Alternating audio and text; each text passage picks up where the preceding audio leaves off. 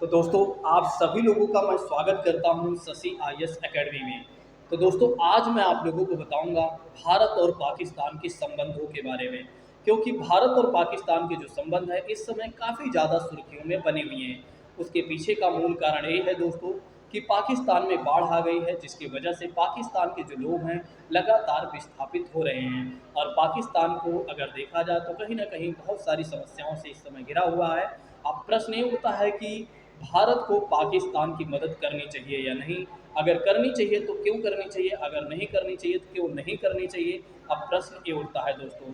लेकिन अगर हमें इन सभी प्रश्नों का जवाब जानना है तो उसके लिए हमें भारत और पाकिस्तान के संबंधों को अच्छे से समझना होगा। तो आइए समझते हैं भारत और पाकिस्तान के संबंधों के बारे में अच्छे से। सबसे पहले आइए हम जानते हैं कि हम क्या क्या जानने वाले हैं भारत और पाकिस्तान के संबंधों के बारे में। जैसे कि बात करते हैं, सबसे पहले बिंदु में हम जानेंगे कि भारत पाकिस्तान संबंधों में पाकिस्तान का क्या दृष्टिकोण है। और दूसरी बात करते हैं 1965 के युद्ध के बारे में हम जानेंगे। और तीसरी बात करते हैं ताशकंद समझौता के बारे में हम जानेंगे और शिमला समझौता के बारे में जानेंगे। शीत युद्ध के बाद भारत और पाकिस्तान के जो संबंध हैं किस तरह से बने रहें ये भी हम जानेंगे। और नेक्स्ट बात करते हैं कारगिल संघर्ष के बारे में भी हम जानेंगे। पाकिस्तान का रणनीतिक उद्देश्य क्या रहा है, आतंकवाद के विरुद्ध युद्ध कैसे हुए हैं, यानी कि भारत ने आतंकवाद के विरुद्ध कैसे युद्ध किए हुए हैं ये भी हम जानेंगे। और साथ ही साथ हम ये भी जानेंगे हवाना संयुक्त घोषणा पत्र के बारे में। नेक्स्ट बात करते हैं हम इसके साथ ये भी जानेंगे कि पाकिस्तान के छद्म की रणनीति यानी कि प्रॉक्सी वार के बारे में भी हम जानेंगे। नेक्स्ट बात करते हैं, फिर हम बात करेंगे कि भारतीय प्रधानमंत्री की पाकिस्तान यात्रा के बारे में भी हम समझेंगे। और विवादों के कुछ मूल मुद्दे होंगे, इसके बारे में भी हम समझेंगे। और नेक्स्ट बात करते हैं कश्मीर मुद्दे को भी हम समझेंगे। और बलूचिस्तान का मुद्दा जो है उसके बारे में भी समझेंगे। पाकिस्तान और आतंकवाद का क्या संबंध है ये भी हम जानेंगे। और अमेरिकी दृष्टिकोण से क्या एक तरीके से लगता है, यानी कि अमेरिका का क्या दृष्टिकोण है भारत और पाकिस्तान के संबंधों को लेकर। नेक्स्ट बात करते हैं, फिर मैं आपको बताऊंगा, यानी कि हम जानेंगे सर्जिकल स्ट्राइक के बारे में और आतंकवाद के विरुद्ध राष्ट्रीय कार्य योजना कौन कौन सी चल रही हैं या कौन कौन सी योजनाएं चलाई गई हैं। सिंधु नदी जल समझौता को लेकर पाकिस्तान और भारत के बीच में क्या संबंध बने हुए हैं, कैसे समझौता हुआ है या किस प्रकार के डिस्प्यूट पहले थे, इसके बारे में भी हम समझेंगे। नेक्स्ट बात करते हैं सियाचिन विवाद के बारे में जानेंगे। कच्छ के रण के विवाद को भी हम समझेंगे। सहयोग के आधार पर क्या क्या चीज़ें हो रही हैं इसके बारे में भी हम समझने का प्रयास करेंगे। इतना ही नहीं, ट्रैक टू कूटनीति के बारे में भी हम समझेंगे भारत और पाकिस्तान के संबंध में। और आर्थिक संबंध दोनों देशों के बीच में कैसे बने रहे हैं, यानी कि अगर देखा जाए तो ऐतिहासिक दृष्टिकोण से या वर्तमान दृष्टिकोण से देखा जाए तो आर्थिक संबंध कैसे दोनों के बने रहें या कैसे दोनों के रिलेशन रहे हैं ये भी हम जानेंगे। परमाणु सीबीएम के भी बारे में हम जानकारी कलेक्ट करेंगे। और चीन पाकिस्तान का जो आर्थिक गलियारा है इसको भी हम जानने का प्रयास करेंगे। कहने का मतलब ये है कि इतने जितने भी बिंदु आपके समक्ष उपस्थित हैं, जितने बिंदुओं के बारे में मैंने आपको बताया है, इन सभी बिंदुओं के बारे में बहुत अच्छे तरीके से मैं चर्चाएं करने वाला हूं। अब क्लास शुरू करने से पहले मैं एक और बातें कहना चाहूँगा। जो लोग नए हैं वे क्या करेंगे, चैनल को जरूर सब्सक्राइब कर लेंगे। जो लोग पुराने हैं वे दूसरों को भी शेयर कर देंगे। अगर मैप में देखा जाए तो पाकिस्तान यहाँ पर मौजूद है। भारत के पश्चिमोत्तर क्षेत्र में अगर देखा जाए तो पाकिस्तान जो है मौजूद है, इस बात को ध्यान रखिएगा। अगर जिसको ना पता हो एक बार मैप को जरूर देख लेगा। अब आइए समझते हैं पहले बिंदु के बारे में क्या कहा जा रहा है। और पहला बिंदु हमारा दोस्तों क्या था, एक बार फिर से मैं यहाँ दिखाना चाहूँगा। भारत पाकिस्तान संबंधों में पाकिस्तान का क्या दृष्टिकोण है इसके बारे में अब मैं आपको बताने वाला हूँ। तो आइए समझते हैं इसके बारे में अच्छे तरीके से। और एक और बात मैं कहना चाहूँगा, यदि आप लोगों को क्लास अच्छी लगेगी तो जाते जाते एक बार कमेंट करके जरूर जाइएगा। आइए अब अच्छे तरीके से समझते हैं। जैसा कि बात करते हैं दक्षिण एशिया शक्ति संतुलन की दृष्टि से भारत केंद्रित क्षेत्र है। तो दक्षिण एशिया साउथ एशिया में अगर देखा जाए तो शक्ति संतुलन यानी कि जो पावर का बैलेंस की दृष्टिकोण से अगर देखा जाए तो भारत केंद्रित क्षेत्र है। भारत क्या है, केंद्रित क्षेत्र है। क्यों है, क्योंकि भारत का जो आकार है और जनसंख्या है और पड़ोसी देशों के कुल आकार और जनसंख्या से भी काफ़ी ज़्यादा है। तो अगर देखा जाए तो दक्षिण एशिया शक्ति संतुलन की दृष्टि से भारत केंद्रित क्षेत्र है। क्यों है? क्योंकि भारत का आकार और जनसंख्या अगर देखा जाए तो पड़ोसी देशों के कुल आकार और जनसंख्या से काफ़ी ज़्यादा है। लेकिन पाकिस्तान के बारे में यदि बात करती हैं तो पाकिस्तान इस बात को मानने के लिए बिल्कुल तैयार नहीं होता है। तो पाकिस्तान के बारे में अगर देखा जाए तो पाकिस्तान इस बात को मानने के लिए तैयार नहीं होता है कि भारत इतना विशाल देश है और भारत के पास इतनी ज़्यादा जनसंख्या है। ठीक है, पाकिस्तान इस बात को मानने के लिए बिल्कुल भी तैयार नहीं होता है, बिल्कुल ही एक तरीके से मना कर देता है और वह भारत की बराबरी की नीति अपनाता है। तो पाकिस्तान की विशेषता ये है कि पाकिस्तान हमेशा और हमेशा अगर देखा जाए तो भारत की बराबरी की नीति को अपनाता है।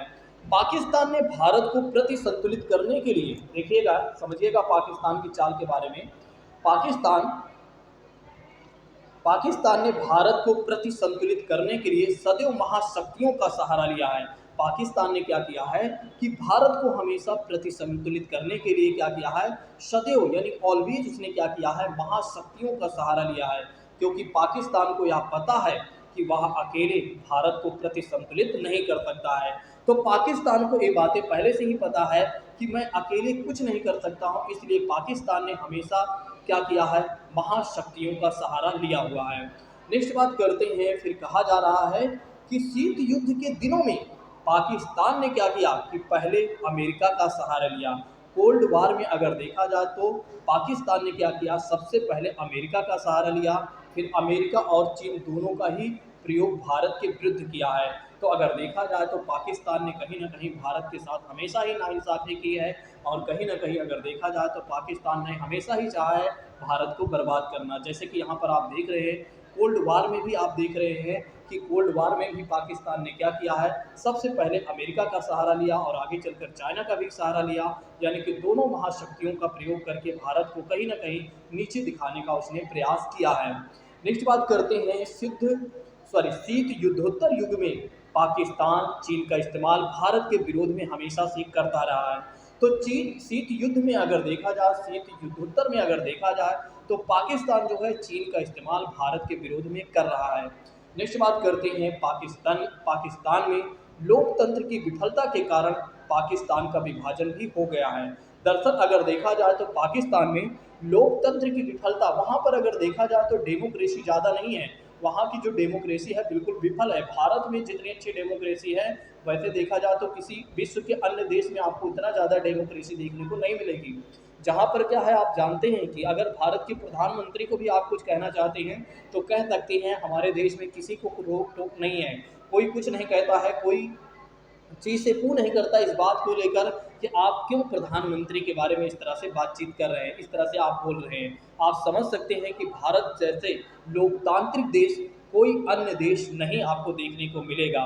जहाँ तक मेरा सोचना है, जहाँ तक मेरा मानना है, बाकी आप स्वयं सोच सकते हैं, कहीं ना कहीं आपकी स्वयं की सोच होगी, आपका क्या सोचना है आप स्वयं विचार कर सकते हैं।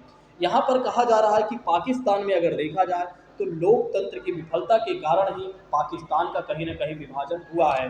परंतु पाकिस्तान के अनुसार इसके लिए भी भारत उत्तरदायी है। पाकिस्तान इसके लिए भी क्या कहता है, भारत ही उत्तरदायी है जो पाकिस्तान का एक तरीके से विभाजन हुआ है। तो पाकिस्तान इस बात को भी नहीं मानता है कि जो एक तरीके से उसका विभाजन हुआ है। यानी कि कहने का मतलब ये है कि 1947 में जो भारत और पाकिस्तान का जो विभाजन हुआ है, पाकिस्तान इसके लिए जिम्मेदार भारत को हमेशा ठहराता है। पाकिस्तान ये कहता है कि भारत की वजह से ही क्या हुआ है, पाकिस्तान का बंटवारा हुआ है। लेकिन समझिएगा यहाँ पर भी पाकिस्तान अपने दोस्त को क्या करेगा, टाल देगा और भारत पर लगा देगा। अब यहाँ पर कहा जा रहा है अभी भी बलूचिस्तान में उत्पन्न जो समस्याएं हैं वह भारत को ही दोषी मानता है। बलूचिस्तान में अगर देखा जाए तो कहीं ना कहीं जो बलूचिस्तान के जो नागरिक हैं वे पाकिस्तान को बिल्कुल भी नहीं चाहते हैं। वे हमेशा चाहते हैं कि हम पाकिस्तान से या तो अलग हो जाएं या भारत के साथ शामिल हो जाएं। लेकिन क्या है कि पाकिस्तान क्या कहता है, पाकिस्तान कभी भी एक तरीके से बलूचिस्तान को ऐसा करने नहीं देता है और हमेशा ही मना करता है। वो ये कहता है कि बलूचिस्तान में जो समस्याएं उत्पन्न हुई हैं उन सभी समस्याओं का जो कारण है वो भारत है। भारत की वजह से ही ऐसी समस्याएं कहीं ना कहीं एक तरीके से उपजी हुई हैं।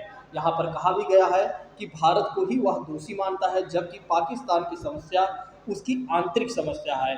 अगर देखा जाए तो ये जो समस्या है पाकिस्तान की स्वयं की, यानी कि इंटरनल प्रॉब्लम्स है, ना कि भारत की वजह से बलूचिस्तान में जो समस्याएं चल रही हैं वो भारत की वजह से ऐसा है। तो ऐसा कुछ भी नहीं है। पाकिस्तान जिस तरह के आरोप लगाता है, जिस तरह के आरोप लगाता रहता है हमेशा, उसको हमें खारिज कर देना चाहिए, क्योंकि पाकिस्तान हमेशा एक झूठ बोलने वाला देश कहीं ना कहीं है। ठीक है, अब बात करते हैं कि पाकिस्तान में बढ़ता तालिबानीकरण अगर देखा जाए तो उसके राष्ट्र निर्माण के त्रुटिपूर्ण तरीके का परिणाम है।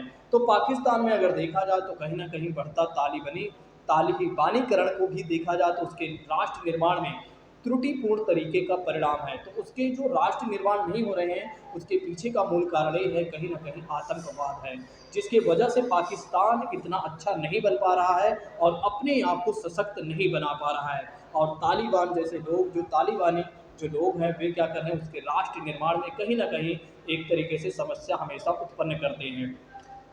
नेक्स्ट बात करते हैं, फिर कहा जा रहा है कि पाकिस्तान में लोकतंत्र की बहाली के बाद भी सेना सबसे शक्तिशाली है। अगर देखा जाए तो पाकिस्तान में भले ही देखने में लगता है कि लोकतंत्र है वहाँ, भले ही हमें लगता है कि पाकिस्तान एक डेमोक्रेटिक देश है, लेकिन कहीं ना कहीं अगर देखा जाए तो वहाँ जो सबसे शक्तिशाली है वो है सेना ही है। और भारत में अगर देखा जाए तो सेना इतना ज़्यादा शक्तिशाली नहीं है। यहाँ पर क्या है कि सरकार शक्तिशाली है। सरकार के ही ऑर्डर्स से, सरकार के ही आदेश से क्या होता है, सेना सारे काम करती है। वहीं वास्तविक शक्ति का प्रयोग भी सेना ही करती है पाकिस्तान में। तो पाकिस्तान में प्रधानमंत्री का मतलब नथिंग नहीं मान के चलिए आप। पाकिस्तान में प्रधानमंत्री का मतलब कुछ नहीं होता है। वहाँ की वहाँ पर जो भी निर्णय लिए जाते हैं वे ज़्यादातर क्या होता है, सेना के ही द्वारा निर्णय लिए जाते हैं। मतलब उन्हीं के निर्णय ही ज़्यादातर क्या होते हैं, सर्वमान्य होते हैं। चलिए अब फिर से समझिएगा इसमें फिर नेक्स्ट पॉइंट में क्या कहा जा रहा है। ऐतिहासिक रूप से अगर देखा जाए तो पाकिस्तानी विदेश नीति के अनुसार पाकिस्तान के लिए भारत सुरक्षा का सबसे बड़ा खतरा है। पाकिस्तान हमेशा से कहता है कि कहीं ना कहीं भारत जो है हमारे लिए सुरक्षा का सबसे बड़ा खतरा है। क्या ऐसा है, आप सोचिए, जिस तरह से पाकिस्तान आरोप लगाता है विदेश नीति के अनुसार, यानी कि अपने देश के किसी देशों में जाकर या विदेशों में जाकर जिस तरह के आरोप लगाता है, क्या उसका आरोप सही है? तो ऐतिहासिक रूप से आप देख सकते हैं कि यहाँ पर कहा भी जा रहा है कि पाकिस्तान अपनी विदेश नीति के अनुसार क्या कहता है, पाकिस्तान अपनी विदेश नीति के अनुसार क्या कहता है कि हमारे लिए सबसे बड़ी, अगर सुरक्षा का सबसे बड़ा अगर खतरा किसी से है तो वो है भारत है। भारत से ही सबसे ज़्यादा हमें खतरा है सुरक्षा को लेकर, यानी सुरक्षा से। नेक्स्ट बात करते हैं, फिर कहा जा रहा है कि पाकिस्तान यह भी मानता है कि भारत ने विभाजन के समय पाकिस्तान को उसका वास्तविक हिस्सा प्रदान नहीं किया है। यहाँ तक कि अगर देखा जाए तो पाकिस्तान ने तो यहाँ पर कह दिया है कि अगर देखा जाए तो भारत ने विभाजन के समय भी पाकिस्तान के साथ कहीं ना कहीं अन्याय किया हुआ है, यानी कि जो उसका वास्तविक हिस्सा चाहिए था वो नहीं मिला हुआ है। आप समझ सकते हैं कि पाकिस्तान किस तरह के आरोप भारत पर हमेशा से लगाता रहा है। जैसा कि बात करते हैं, फिर कहा जा रहा है इसका सबसे बेहतर उदाहरण है मुस्लिम बाहुल कश्मीर क्षेत्र का भारत द्वारा बलपूर्वक नियंत्रण। वो कहता है कि अगर देखा जाए तो जो क्षेत्र हमें मिलना चाहिए था, जैसे कश्मीर वाला क्षेत्र हमें मिलना चाहिए था, क्योंकि पाकिस्तान का जो बंटवारा किया गया था वो मुस्लिम यानी कि धर्म के आधार पर बांटा गया था, और मुस्लिम बाहुल क्षेत्र जो जितने भी थे वो भारत के नहीं बल्कि पाकिस्तान के होने चाहिए था। और भारत ने क्या किया है कि बलपूर्वक कश्मीर को अपने पास रखा हुआ है, यानी कि अपने नियंत्रण में रखा हुआ है। और इसीलिए हमेशा पाकिस्तान ये कहता है कि भारत ने हमारे साथ कहीं ना कहीं अन्याय किया हुआ है, यानी कि एक तरीके से वास्तविक हिस्सा हमें नहीं दिया हुआ है। नेक्स्ट बात करते हैं, फिर क्या कहा जा रहा है, इसी असुरक्षा की भावना से ग्रसित होकर पाकिस्तान ने सदैव भारत की बराबरी करने की विदेश नीति को अपनाया है। इसी असुरक्षा की भावना को लेकर पाकिस्तान ने सदैव ही, हमेशा से ही भारत की बराबरी करने की हमेशा ही सोचा है, यानी कि विदेश नीति को अपनाया है। नेक्स्ट बात करते हैं, फिर कहा जा रहा है दोस्तों, फिर कहा जा रहा है कि पाकिस्तान के अनुसार उपमहाद्वीप में भारत के विभाजन को भारत अभी भी स्वीकार नहीं करता है। तो पाकिस्तान ये कहता है कि उपमहाद्वीप में अगर देखा जाए तो भारत के जो विभाजन हुआ है उसको भी भारत आज स्वीकार नहीं करता है कि एक तरीके से एक विभाजन हुआ है। आप समझ सकते हैं कि पाकिस्तान किस तरह की बातें करता रहता है। तो अभी हमने आपको समझाया कि भारत पाकिस्तान के संबंधों में पाकिस्तान का क्या दृष्टिकोण है, क्या रवैया है भारत के प्रति। हमने आपको बताने का प्रयास किया कि पाकिस्तान भारत के बारे में किस तरह से सोचता है। तो ये सारी बातें हमने आपको बता दिया है। यदि आप लोगों को मेरी बातें समझ में आ गई हैं तो एक बार जल्दी से कमेंट करके बताइएगा। देखिए, अभी आप निर्णय मत ले लीजिएगा, अभी आप निर्णय मत ले लीजिएगा कि हमें पाकिस्तान की सहायता नहीं करनी चाहिए, और ये निर्णय मत ले लीजिएगा कि पाकिस्तान की हमें सहायता करनी ही चाहिए। बस अभी पूरे चीज़ों को आप समझते चलिए। अभी केवल एक पार्ट हुआ है, ठीक है, एक पार्ट से आप पूरा कंक्लूजन मत निकाल लीजिए, ठीक है, मत निकालिएगा। अब आइए बात करते हैं 1965 की युद्ध के बारे में। अब आइए बात करते हैं 1965 का जो युद्ध हुआ था, लेकिन उससे पहले की कहानी के बारे में हम जानेंगे। अक्टूबर 1947 में पाकिस्तान द्वारा क्या हुआ, कश्मीर पर कबायली आक्रमण किया गया। दरअसल अगर देखा जाए तो 1947 में क्या हुआ, पाकिस्तान के द्वारा यानी पाकिस्तान ने क्या किया, कश्मीर पर कबायली आक्रमण कर दिया, और पाकिस्तान में कश्मीर के लगभग एक तिहाई जो भाग है पाकिस्तान के नियंत्रण में आ गया, और जिसे पाकिस्तान अधिकृत कश्मीर के रूप में जाना जाता है। तो दरअसल जो पीओके का आधा क्षेत्र है, जो काफ़ी ज़्यादा 1/3 क्षेत्र जो है, वो पाकिस्तान के हिस्से में ऐसे आ जाता है। जब 1947 जब भारत का विभाजन उसी समय हुआ था पाकिस्तान के साथ, और उसी समय पाकिस्तान की कबालियों ने क्या किया था, आक्रमण कर दिया था। कहाँ पर, कश्मीर पर कर दिया था, और कश्मीर के 1/3 हिस्सा अगर देखा जाए तो पाकिस्तान ने अपने क्षेत्र में ले लिया, और इसी की वजह से उसे क्या कहा गया, पाकिस्तान अधिकृत कश्मीर के रूप में, यानी कि पाकिस्तान ऑक्युपाइड कहा गया उस क्षेत्र को। ठीक है, तो इस बात को ध्यान रखिएगा, भूलिएगा नहीं।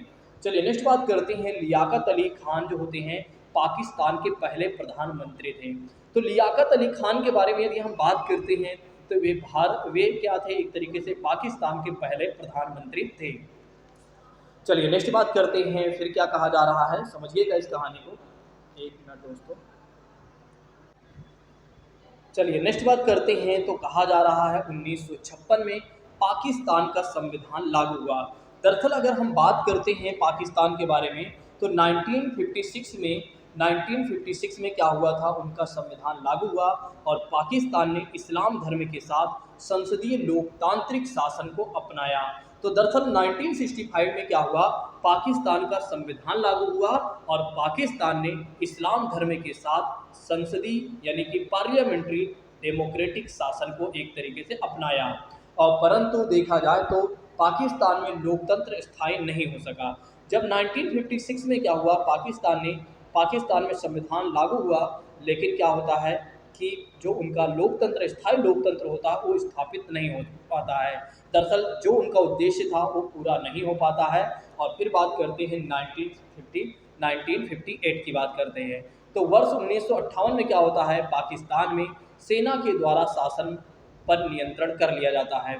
तो दरअसल अगर देखा जाए तो 1958 में क्या होता है, 1958 में क्या होता है, पाकिस्तान में क्या होता है कि सेना के द्वारा शासन पर पूरा नियंत्रण कर लिया जाता है, यानी कि पूरा कंट्रोल किसका हो जाता है, सेना का हो जाता है। नेक्स्ट बात करते हैं, मार्शल आयूब खान पाकिस्तान के नए राष्ट्रपति बने, और पाकिस्तान में सैनिक शासन को कश्मीर प्राप्त करने के लिए औचित्यपूर्ण सिद्ध किया।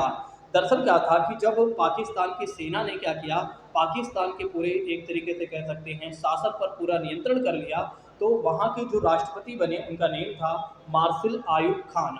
मार्शल आयूब खान ने क्या कहा, वे राष्ट्रपति बने, उन्होंने कहा कि जो पाकिस्तान के जो सैनिकों ने किया है वो बहुत अच्छा किया है। इससे क्या होगा कि कश्मीर को हम अपने नियंत्रण में कर लेंगे।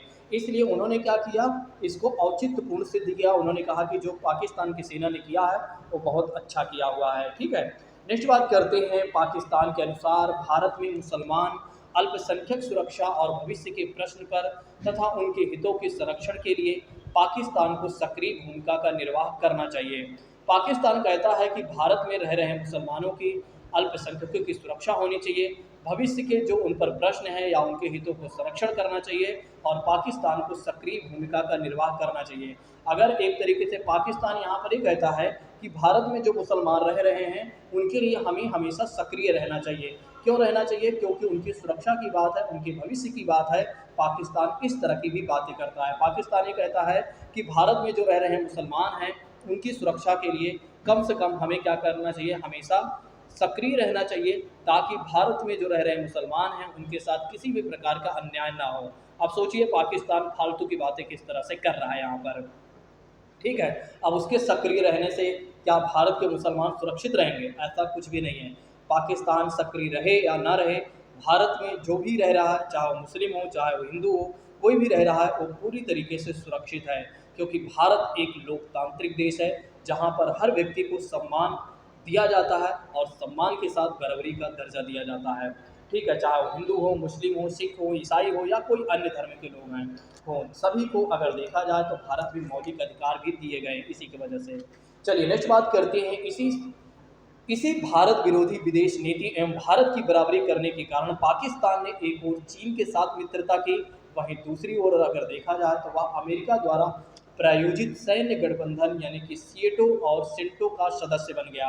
देखिए पाकिस्तान ने भारत को नीचा दिखाने के लिए कहीं ना कहीं हमेशा नई नई हरकतें करता रहा, अलग अलग तरह की हरकतें करता रहा। जैसे कि उसने सबसे पहले काम क्या कर लिया, चीन के साथ अपनी दोस्ती बना ली, और अमेरिका के साथ अच्छी दोस्ती बनाने के लिए उसने क्या किया, जो अमेरिका द्वारा प्रायोजित हो रहा था सैन्य संगठन, उसका वो सदस्य बन जाता है, जैसे सीएटो और सेंटो की बात करते हैं। तो पाकिस्तान क्या करता है, इन सभी चीज़ों का क्या बन जाता है, सदस्य बन जाता है, ताकि भारत को कहीं ना कहीं वो काउंटर कर सके। नेक्स्ट बात करते हैं, फिर कहा जा रहा है कि पाकिस्तानी विदेश नीति में सेना, राजनीतिक दलों और कट्टरपंथियों के मध्य सत्ता के लिए सदैव खींचतान देखी जाती है।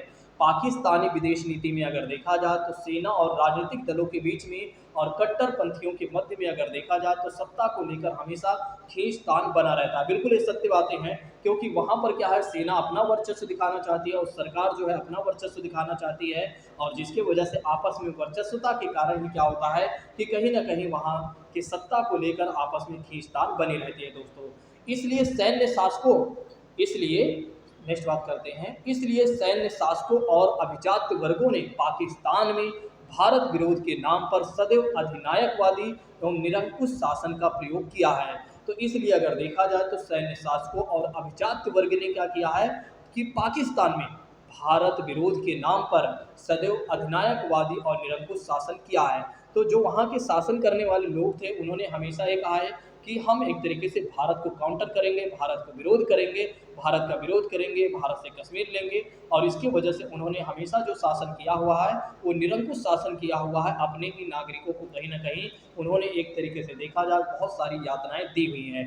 तो पाकिस्तान की जो सरकार रही और सेना रही वो कहीं ना कहीं भारत को लेकर हमेशा एक तरीके से क्या है कि प्रोपेगेंडा फैलाते रहे, और अपने नागरिकों को ही कहीं ना कहीं एक तरीके से उसने बहुत सारी यात्राएं दी। क्योंकि यहाँ पर कहा जा रहा है कि वहाँ की जो सेना थी उन्होंने, या जो अधिनायकवादी थे उन्होंने क्या किया, सदैव यानी कि ज़्यादातर निरंकुश शासन का प्रयोग उन्होंने किया हुआ है। तो इससे हमें ये पता चलता है कि भारत को बीच में रखकर, भारत को सेंटर में रखकर वहाँ के लोगों ने क्या किया है, वहाँ की सरकार और सेना ने क्या किया है कि अपने ही नागरिकों का कहीं ना कहीं शोषण भी किया हुआ है। इससे हमें ये पता चलता है कि कहीं ना कहीं पाकिस्तान की सरकार ने कहीं ना कहीं अपने लोगों को ही बहुत ज़्यादा नुकसान दिया हुआ है। अब बात करते हैं कि पाकिस्तान की विदेश नीति में वर्ष 1960 के दशक में कश्मीर मुद्दों पर प्रभावी रणनीति अपनाई गई थी। दरअसल अगर देखा जाए तो पाकिस्तान की विदेश नीति में 1960 के दशक में कश्मीर मुद्दे पर प्रभावी रणनीति अपनाई गई है, और 60 के दशक में जैसे ही भारत चीन के संबंध, यहाँ 16 नहीं होगा, भारत और चीन के जो संबंध हैं बिगड़ने शुरू हुए हैं, उसी समय चीन एवं पाकिस्तान ने संयुक्त रूप से भारत विरोधी नीति अपना लिया। जैसे ही क्या होता है कि एक तरीके से 60 के दशक में यानी कि 60 के दशक में क्या होता है कि भारत और चाइना के जो संबंध होते हैं वे बिगड़ने लगते हैं, वैसे ही पाकिस्तान अपनी नज़दीकियां और बढ़ा लेता है चाइना के साथ, और कहीं ना कहीं भारत का विरोध दोनों संयुक्त रूप से मिलकर करने लगते हैं। आप सोचिए कि पाकिस्तान किस तरह की हरकतें कर रहा है कि भारत को एक तरीके से नीचा दिखाने के लिए, भारत को काउंटर करने के लिए। नेक्स्ट बात करते हैं, यद्यपि अगर देखा जाए तो इसी संदर्भ में विशेषज्ञों का मानना ये है दोस्तों, विशेषज्ञों का मानना ये है कि शीत युद्ध की विश्व राजनीति में पंडित जवाहरलाल नेहरू के पश्चात अमेरिकी विदेश नीति ने कश्मीर मुद्दे पर पाकिस्तान से समझौता करने के लिए भारत पर काफ़ी ज़्यादा दबाव भी बनाया था। दरअसल अगर देखा जाए तो कुछ विशेषज्ञ हमारे ये कहते हैं कि शीत युद्ध की विश्व नीति में यानी कि कोल्ड वार में अगर देखा जाए तो विश्व राजनीति में पंडित जवाहरलाल नेहरू पर काफ़ी ज़्यादा दबाव बनाया जाता है। किसके द्वारा? अमेरिका के द्वारा बनाया जाता है। अमेरिका के जो एक तरीके से कह सकते हैं वहाँ की सरकार कह देंगे ज़्यादा अच्छा हो जाएगा।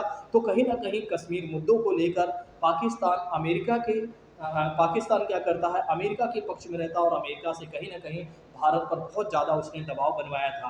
आप समझ सकते हैं कि पाकिस्तान हमेशा और हमेशा भारत के विरोध में ही खड़ा रहा। नेक्स्ट बात करते हैं, लेकिन भारतीय विदेश नीति में इस दबाव को अस्वीकार कर दिया गया, लेकिन हमारा देश इस बात को कभी नहीं माना, चाहे वो कोई भी कितना दबाव डाले। अभी आपने देखा था कि जब डोनाल्ड ट्रंप थे तब उन्होंने भी काफ़ी ज़्यादा भारत पर दबाव डाला था, लेकिन डोनाल्ड ट्रंप की बात को ना मानते हुए भारत ने अपने हिसाब से निर्णय लिया। ठीक है, अभी आपने देखा था, अभी हाल फिलहाल में एक घटना हुई थी।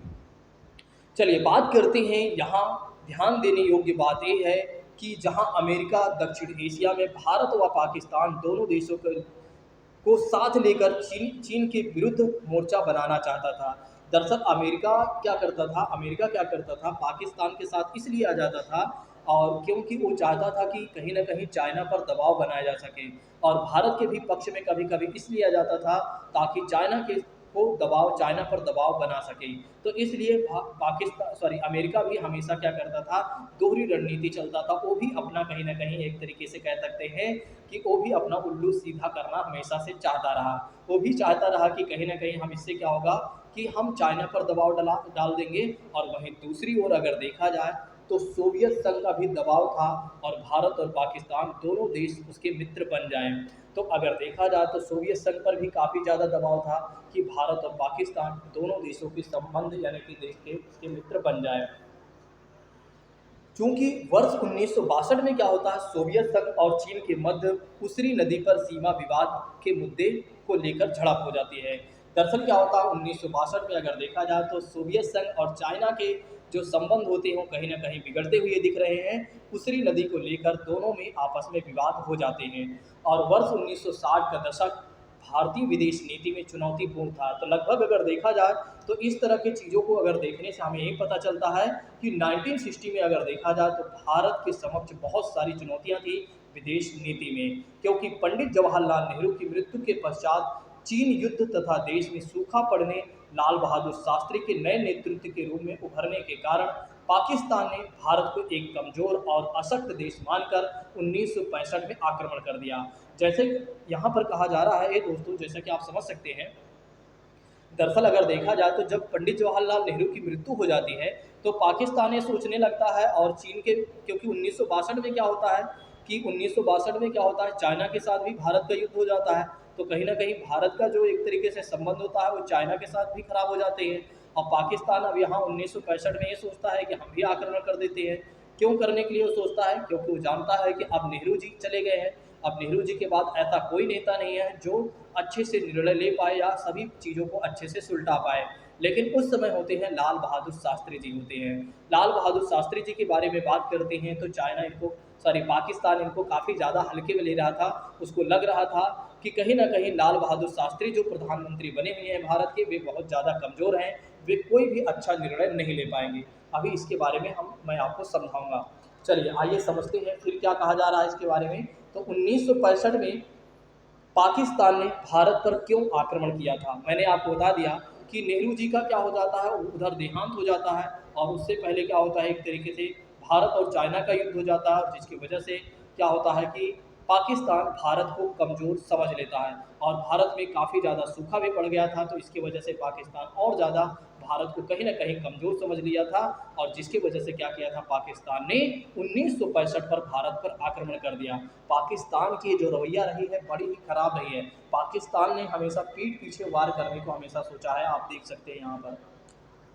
नेक्स्ट बात करते हैं 1965 में दोनों देशों के बीच कच्छ के रण, जो गुजरात वाले की बात करते हैं, गुजरात का ये क्षेत्र है कच्छ के रण के मुद्दे पर विवाद उत्पन्न हुआ। पाकिस्तान ने कच्छ क्षेत्र में भारत पर आक्रमण किया और कश्मीर में भी भारत पर हमला कर दिया। और जवाब में भारत ने लाहौर की ओर पाकिस्तान पर हमला कर दिया। दरअसल क्या होता है, 1965 में दोनों देशों के बीच कच्छ के रण के मुद्दों को लेकर विवाद होता है और पाकिस्तान क्या करता है, कच्छ के क्षेत्र में भारत पर आक्रमण कर देता है। ठीक है, कच्छ के क्षेत्र का मतलब ये हो गया, गुजरात की बात करते हैं तो गुजरात वाले क्षेत्र में है कच्छ का रण। अगर आप इंटरनेट पर देखना चाहते हैं तो देख सकते हैं एक बार। तो इसकी वजह से क्या होता है कि पाकिस्तान क्या करता है, भारत पर आक्रमण कर देता है। और नेक्स्ट बात करते हैं दोस्तों, पानी पीना पड़ेगा एक बार, अगर आप कहें तो पानी पी लेता हूँ। तब तक आप लोग सब्सक्राइब कर दीजिए, सॉरी शेयर और सब्सक्राइब कर दीजिए। हाँ, सब्सक्राइब भी कर सकते हैं।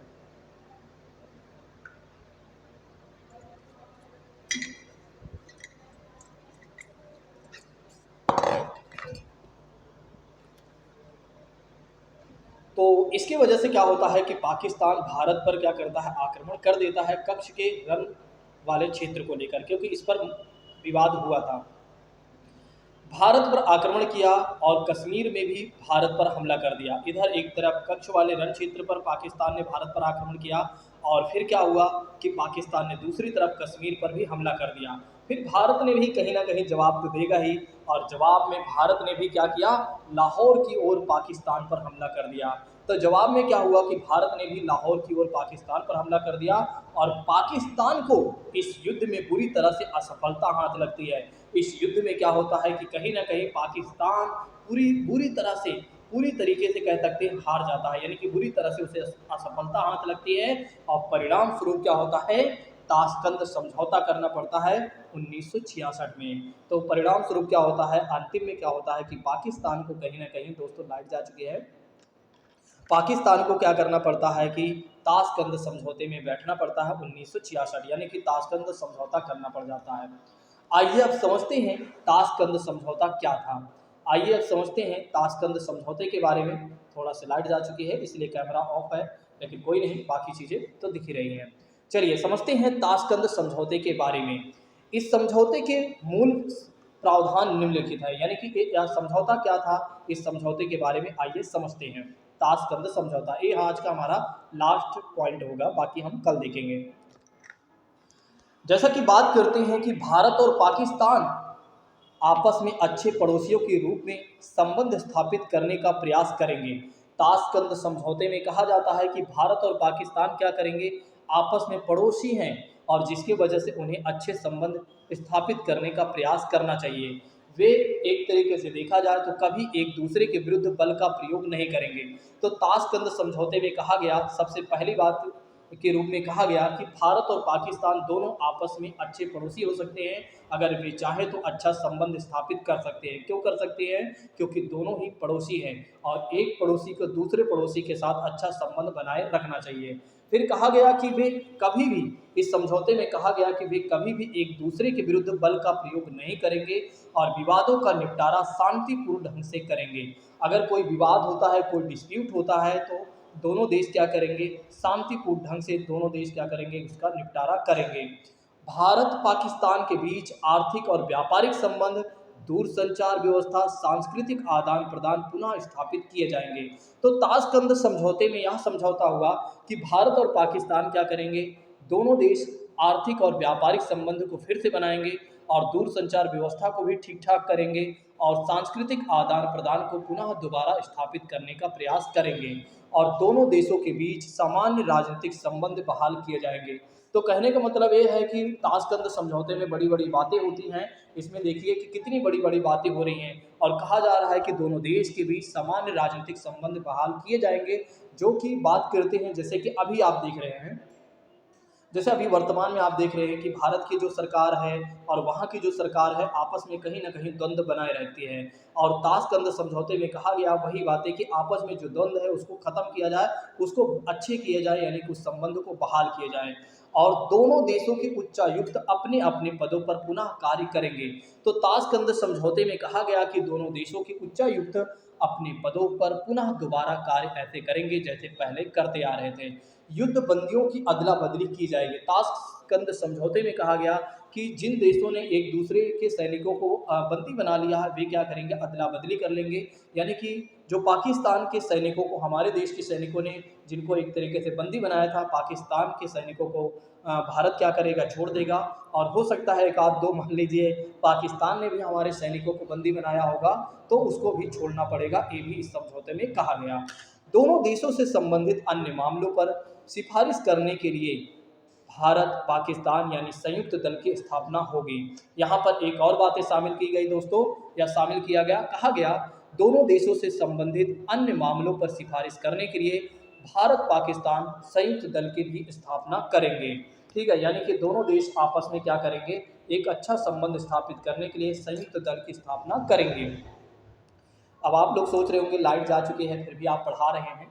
देखिए मैं सोच रहा हूँ कि यहाँ पर जो टॉपिक चल रहा है उसको कंप्लीट कर दूँ। ठीक है, मैं नहीं सोच रहा हूँ कि लाइट जा चुकी है, गर्मी लग रही है, मैं चाह रहा हूँ कि गर्मी लगे, कोई बात नहीं, ये सब तो चलता रहता है। ठीक है, चलिए बात करते हैं। लेकिन भारत व पाकिस्तान के मध्य यह ऐतिहासिक समझौते बहुत दिनों तक लेकिन कायम नहीं रहा।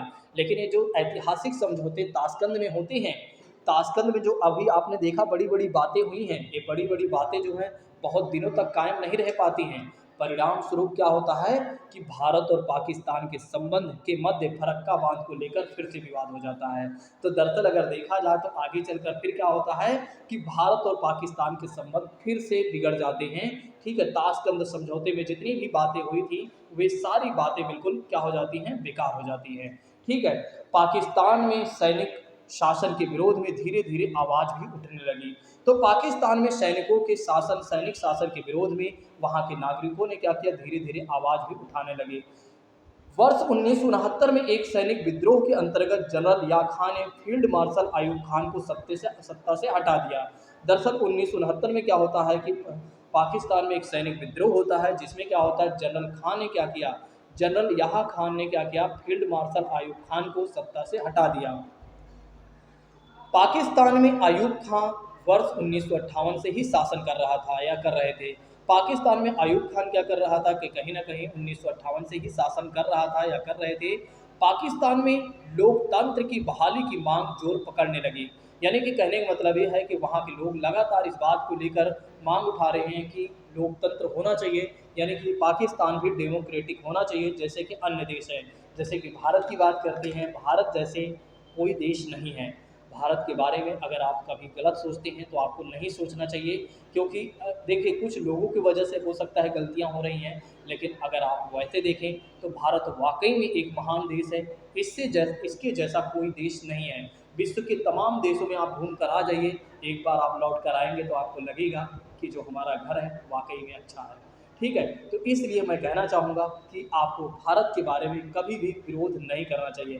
भारत का विरोध कभी भी आपको नहीं करना चाहिए, सार्वजनिक तौर पर हो या कहीं अन्य जगह पर हो। पाकिस्तान में अयूब खान 1958 से ही शासन कर रहा था। पाकिस्तान में लोकतंत्र की बहाली की मांग जोर पकड़ रही थी।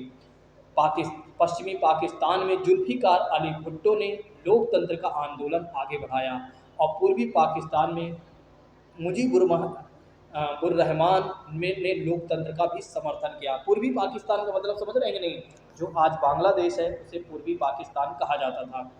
परिणाम स्वरूप 1970 में क्या होता है, याह्या खान ने पाकिस्तान में चुनाव की घोषणा कर दी। इस कहानी को समझिएगा, बांग्लादेश का यहीं से निर्माण होगा आगे चलकर। दरअसल क्या होता है, 1970 में याह्या खान ने पाकिस्तान में चुनाव की घोषणा की और चुनाव के बाद मुजीबुर रहमान को पूर्वी पाकिस्तान में बहुमत प्राप्त हुआ था।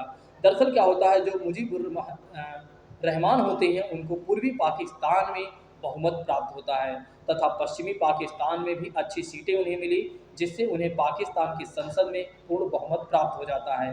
परंतु जुल्फिकार अली भुट्टो और याह्या खान ने आपस में मिलकर मुजीबुर रहमान को पाकिस्तान का प्रधानमंत्री बनने से रोक दिया। यानी रोकने का इन लोगों ने क्या किया, प्रयत्न किया कि जो ये हैं एक तरीके से मुजीबुर रहमान पाकिस्तान के प्रधानमंत्री ना बन पाए। लेकिन इसके बाद क्या होता है, मुजीबुर रहमान ने मुक्ति आंदोलन आरंभ करने का नारा दे दिया और उन्होंने 21 मार्च को गिरफ्तार कर लिया जाता है। याह्या खान ने पूर्वी पाकिस्तान पर बर्बर हिंसा का प्रयोग किया। जो बांग्लादेश आज है उसे पूर्वी पाकिस्तान कहा जाता है और याह्या खान ने क्या किया, इधर पूर्वी पाकिस्तान पर बर्बर हिंसा किया, यानी कि वहाँ के लोगों के साथ बहुत ज़्यादा अन्याय किया।